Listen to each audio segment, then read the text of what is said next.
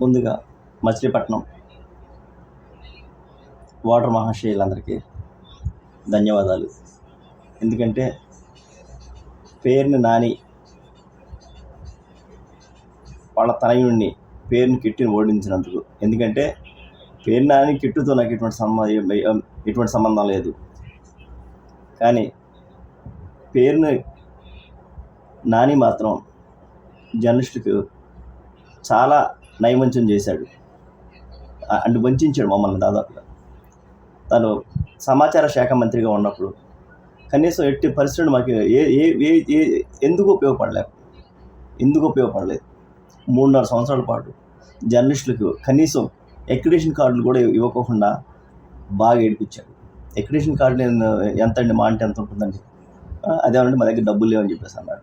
First రావడంతోనే విజయవాడలో చెప్పాడు, నేను విలేకరునే, మీ బాధలు నాకు తెలుసు, మీ మీ మీ పరిస్థితి మాకు తెలుసు, లోపల చిరిగిన బన్నీలు ఉంటాయి, పైన షర్ట్లు ఉంటాయి, మీ విషయం మాకు తెలుసు, నేను కూడా అట్లా చేసి వచ్చినండి, మిమ్మల్ని ఆదుకుంటా అని చెప్పేసి గొప్ప ప్రసంగాలు చేశారు. నిజమని నమ్మాము.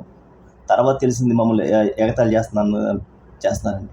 కానీ ఆ దయార్థ హృదయుడు తర్వాత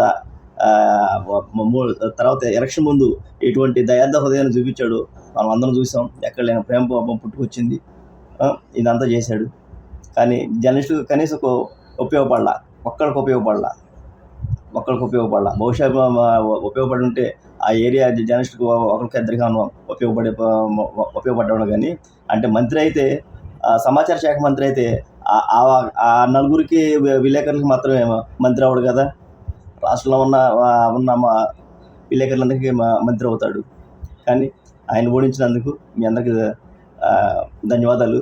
అదేవిధంగా ఇప్పుడు ఇంకో విషయం ఏంటంటే, ఇప్పుడు మనం చూస్తూనే ఉన్నాం, అంతకుముందు టీడీపీ వాళ్ళని వైసీపీ వాళ్ళు ఏ విధంగా దాడులు చేశారో, ఏ విధంగా చూసాము. ఇంతకుముందు చూసాము. ఆయన ప్రెస్ మీట్ పెట్టి చెప్తున్నాడు, మా మీద దాడులు చేస్తున్నారు, పోలీసు వాళ్ళు ఏం చేస్తున్నారు, వాళ్ళు ఏం చేస్తున్నారు, వీళ్ళు ఏం చేస్తున్నారు అని చెప్పేసి అంటున్నారు. అదే పోలీసుల చేత డాక్టర్ సుధాకర్ని చెప్పించినప్పుడు తమరు ఏమయ్యారండి మంత్రి గారు? మరి ఎమ్మెల్సీ వాళ్ళు ఎమ్మెల్సీ అనంతబాబు చేసింది అన్నప్పుడు మీ పక్కన మీరు చంకలు కూర్చుకున్నప్పుడు ఏమైపోయారండి? అప్పుడు పోలీసులు మీరు అడగలేదు, మీరు ఏం చేస్తున్నారు అని చెప్పి.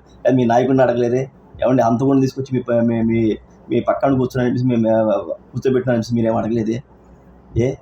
ఎందుకని అంటే అప్పుడు గుర్తు రాలేదా? ఇప్పుడు గుర్తుకొచ్చారా? ఇప్పుడు రాష్ట్రంలో ప్రజలందరూ ఇప్పుడు పోలీసులు అందరూ గుర్తుకొచ్చారా మీకు?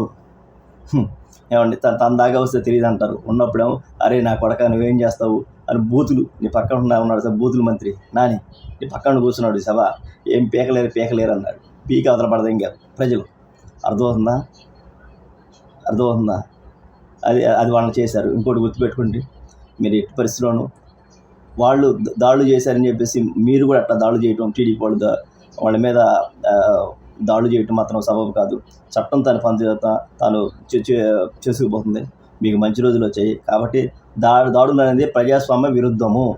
మీరు ఎట్టి పరిస్థితుల్లో మాత్రం దాడులు తెగబడిపోకండి.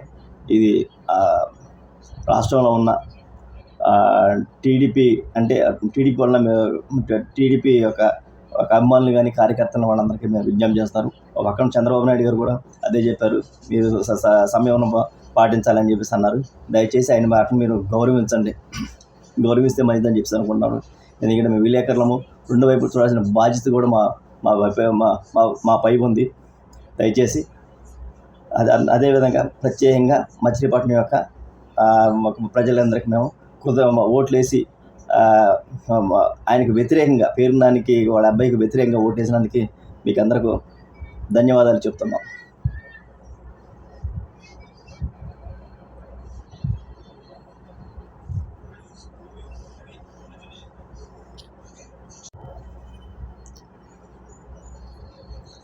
మనం ఒక విషయం తెలుసుకోవాల్సి వస్తుంది. ఎందుకంటే మాజీ ముఖ్యమంత్రి వైఎస్ జగన్మోహన్ రెడ్డి ఓటమి గల కారణాలు మనం ఇప్పుడు తెలుసుకోవాల్సిన అవసరం ఎంతైనా ఉంది. ఎందుకంటే వాళ్ళు ఏ పరిస్థితుల్లో ఓడిపోయారు, ఎందుకు ఓడిపోయారు అనే విషయం మీద మనం చూడాల్సిన అవసరం ఉంది. ఇప్పుడు యాక్చువల్గా చంద్రబాబుని గెలిపించింది దాదాపుగా జగన్మోహన్ రెడ్డి అని మనం చెప్పుకోవచ్చు. ఎందుకంటే జగన్మోహన్ రెడ్డి యొక్క నిరంకుశ విధానాలతో విసిగెత్తిన ప్రజలు ఆయనకి వ్యతిరేకంగా ఓటెత్తారు. ఓటు పోటయింది. ఆ ఓటు అనేది పోటుగా ఇదయింది. మనం ఎక్కడో చూసే ఉంటాం. మీరందరూ చూసే ఉంటాం. ఎందుకంటే అంతకుముందు మేము గుంటూరులో కానీ, విజయవాడలో కానీ అనేక మంది ప్రజల దగ్గరికి వెళ్ళి పబ్లిక్ టాక్ తీసుకున్నప్పుడు తెలిసింది. ప్రజలు చాలా సైలెంట్గా ఉన్నారు. ఎప్పుడు బయటపడలేదు వాళ్ళు. చూద్దాం అనుకున్నారు, సైలెంట్గా ఓటేసారు వాళ్ళు. అదేవిధంగా తమ ఓట్లు వినియోగించుకోవటానికి పక్క రాష్ట్రాల నుంచి, అదేవిధంగా పక్క దేశాల నుంచి కూడా, విదేశాల నుంచి కూడా వాళ్ళు వచ్చి తమ ఓట్లు ఇక్కడ వినియోగించుకునే పరిస్థితి మనం చూస్తూనే ఉన్నాం. కానీ తప్పదు. ఇప్పుడు యాక్చువల్గా వాళ్ళు జగన్మోహన్ రెడ్డి యొక్క ఎప్పుడు ఆయన ఈ 4 సంవత్సరాల పాటు, దాదాపు 4 సంవత్సరాల పాటు ఆయన బయటికే రాలేదు. ప్యాలెస్ని వదిలి బయటకు రాలేదు. కేవలం ఇద్దరితోనే ఆయన ఉండేవాడు. ఒకళ్ళు సిఎస్, ఇంకొకటి సజ్జల. ఇంకా మిగిలిన దానికి ఏం అవసరం లేకపోయింది. పత్రికలను అయితే మీడియాని ఏనాడు కూడా దగ్గర కూడా రానివ్వలేదు. బహుశా నిన్న మొన్న కాబోలు ఏదో కొంతమందిని పిలిచాడు, ఎంతవరకు రాలేదు. ఏదో ఊడిపోయిన తర్వాత. అంటే ఆయనకి మీడియా అంటే ఎవరు అనుకుంటున్నారంటే, ఆయన ప్రస్తుతం ఆయన యొక్క ఇది ఎవరంటే మీడియా అంటే ఏదో నాకు రాత రాశారు కాదు. ప్రజాభిప్రాయాన్ని తెలిపేది మీడియే. ప్రజల యొక్క గొంతుకు మీడియా. అఫ్కోర్స్ మీరు కూడా మీ పత్రిక లాగానే కొన్ని ఉంటే ఉండొచ్చు. కానీ అందరిని గౌరవించడం సాంప్రదాయం. పత్రికలు గౌరవించడం సాంప్రదాయం. మీకు వీలైతే విలేకరులు అడిగే క్వశ్చన్కి సమాధానం చెప్పండి. ఎందుకంటే మీరు చేసే మంచి పనులు అయితే అది మీరు చెప్పండి. ఒకటి రెండు చెప్పాల్సిన అవసరం ఉంటుంది. చెప్పండి, ఏం పర్లేదు. ఎందుకంటే మీ యొక్క ఏవైతే ఉన్నాయో లోపాలని ఎత్తి చూపుతూ ఉంటారు. ఎవరు? ప్రతిపక్షాలు చూస్తేనే మీకు వ్యతిరేకంగా కొన్ని పేపర్లు ఛానల్స్ కూడా, అదే మీడియా కూడా వ్యతిరేకంగా ఉండొచ్చు. వాళ్ళు కూడా మీ యొక్క లోపాలని చూస్తూ ఉంటాయి. అఫ్కోర్స్ కొన్ని లేని దాన్ని కూడా చూస్తుంటాయి. అదే సహజమే. దాన్ని ఎందుకంటే రాష్ట్ర ప్రజలందరూ గమనిస్తూనే ఉన్నారు. మీరు ఏనాడు వాళ్ళని ప్రజల గొంతుకు మీరు వినలేదు. మీడియాని కూడా దగ్గర రానివ్వలేదు. అదొకటి, నెంబర్ 1. నెంబర్ 2, మీ దగ్గర ఉన్న బూతులు మంత్రులు రోజా గారి సంగతి మనం చూస్తూనే ఉంటాం. పర్యాటక శాఖ మంత్రి ఆవిడేం చేసిందో తెలియదు. ఎందుకంటే ఇది ఒక జర్నలిస్ట్గా, ఎందుకంటే గతంలో మేము జర్నలిస్ట్గా 2019లో అందరం మీరు సాక్షినా అని చెప్పేసి అడిగారు.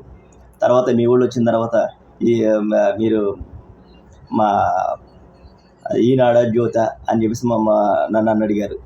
అఫ్కోర్స్ ఎందుకంటే మీకు ఎప్పుడు నేను విలేకరు వాడు ఎప్పుడు ప్రతిపక్షమే. అదేవిధంగా నేను చేస్తాను కూడా. మనం చూసాము రోజా గారి పరిస్థితి మనం చూసాం. అదేవిధంగా కొడాలి నాని కూడా ఫస్ట్ నుంచి అబద్ధమే. ఆయన గారు సన్న బియ్యం ఉంటుంది మేము ఇస్తామని చెప్పేసి అన్నారు. మేము అధికారంలోకి వస్తే మేము సన్న బియ్యం ఇస్తాం, ఇప్పుడు దాకా ప్రజలందరూ ఇది అవుతున్నారని చెప్పేసి అన్నాడు. వచ్చిన రోజు ఫస్ట్ మీటింగ్ ప్రెస్ మీట్ పెట్టినప్పుడు నేను అడిగాను కొడాలి నాని గారు, ఏంటి సార్ విషయం, మీరు సన్న బియ్యం ఇస్తానని ఎప్పుడు నుంచి ఇస్తారని. ఎవరయ్యా నీకు చెప్పింది, మా మాట లేదని చెప్పేసి అడ్డంగా అన్నాడు. అంటే బహుశా అప్పుడు ఆయన ఏ బొట్క వేసుకొని ఆ మైకులో ఉంటాడు, లేకపోతే ఏదన్నా ఇదిలో ఉంటాడు. అదేవిధంగా బూతులు, ప్రతిపక్ష నాయకుడిని పట్టుకొని అనరాని బూతులు మూట అన్నమాట అన్నాడు.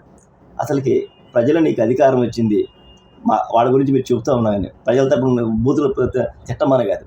ఎందుకంటే బహుశా మీలాంటి వాళ్ళు ఎన్నుకున్న ఆ గుడివాడ ప్రజల దౌర్భాగ్యం. ఎందుకంటే ఒక ఎమ్మెల్యేని కనుక మనం ఎన్నుకున్నట్టయితే ఆ ఎమ్మెల్యే మన తరపున బాధలు కానీ మా డివిజన్ యొక్క మా నియోజకవర్గం యొక్క కష్ట సుఖాలు బయట చర్చించాల్సిన అవసరం ఉంది. అదేవిధంగా మాకు అనుగుణంగా పనిచేయాలి అక్కడ, మా ఆలోచనకు అనుగుణంగా. కానీ అక్కడ మొత్తం బూతులు. ఏంటండి ఈరోజు ఏం జరిగింది? తరిమేశారు, తరిమి కొట్టారు. Okay, right. ఇప్పుడు పేరు నాని గారు ఏం చేశారని సమాచారం చేయకున్నప్పుడు ఏం చేయలేదు. విలేకరులకి ఇచ్చేస్తా ఉన్నాడు. అదేవిధంగా పత్రికా రంగాన్ని ఆదుకుంటా ఉన్నాడు. చేసింది శూన్యం, 0. అదే మా దగ్గర డబ్బులు లేవయ్యా అని చెప్పేసి అన్నాడు. వీళ్ళ విలాసాలకి వాళ్ళ యొక్క విలాసాలకి టూర్లకి వాటికి వీటికి మాత్రం డబ్బులు మాత్రం ఉంటాయి, మిగిలినట్టు మాత్రం సరే నెంబర్ వన్. ఆయన సిచ్యువేషన్ అది. తర్వాత అంబటి రాంబాబు గారు, అంబటి రాంబాబు గారు చెప్పుకోవడం ఏముంది, ఆయన ఆయన అరగంట గంట అనుకోవడమే సరిపోయింది. ఎట్టి పరిస్థితుల్లోనూ మన జనవరుల గురించి మేము అడిగితే అయ్యా పోలవరం సంగతి అంటే నేర్చుకుంటాం అన్నాడు. ఏం నేర్చుకుంటా కూడా అర్థం అవ్వలేదు. దెబ్బకి ఆ పోలవరాన్ని ఉందో పోయిందో కూడా తెలియని పరిస్థితి చేశాడు ఆ సంబరాల రాంబాబు. ఆయన డ్యాన్సులు ఆయన డ్యాన్స్ నేర్చుకున్నాడు, కానీ ఎట్టి పరిస్థితిలోనూ ఆయన పోలవరం గురించి కనీసం మాట్లాడలేకపోయాడు. మా పోలవరం పరిస్థితి ఏంటో కూడా తెలుసుకోలేకపోయాను. ఆ విధంగా ఆయన వీళ్ళందరూ కలిసి జగన్మోహన్ రెడ్డిని నాకిచ్చారు. జగన్మోహన్ రెడ్డి కూడా ఏం చేశాడు, ఏం పర్లేదు నన్ను చూసి ఓటేయండి అన్నారు. ఎక్కడికి ఇచ్చావు? ఎమ్మెల్యేలు ఎందుకుంటారో తెలుసా నీకు? సర్పంచ్లు ఎందుకుంటారో తెలుసా నీకు? ఎందుకు అనుకుంటారో తెలుసా మీకు? ఎమ్మెల్సీలు ఎందుకుంటారో తెలుసా మీకు? తెలియదు, ఏం తెలియదు. తెలుసుకోండి, ఎప్పటికైనా తెలుసుకోండి. వాడు విధులేని తెలుసుకుంది. వాళ్ళతో పని లేదన్నావు, తీసుకొచ్చి వాలంటీర్ వ్యవస్థ తీసుకొచ్చావు. అంటే వాలంటీర్ వ్యవస్థ తీసుకొచ్చామంటే ఎవరితో పని లేదు. అట్లానే వీళ్ళు అనుకున్నారు, ఈ ఎమ్మెల్యే కూడా పని లేదనుకొని తీసుకోవదలు పడదు జనాలు కూడా. సో ఇటువంటి పరిస్థితుల్లో చంద్రబాబుని గెలిపించింది ఎవరాయి అంటే జగన్మోహన్ రెడ్డి అనటంలో ఎటువంటి సందేహం లేదు.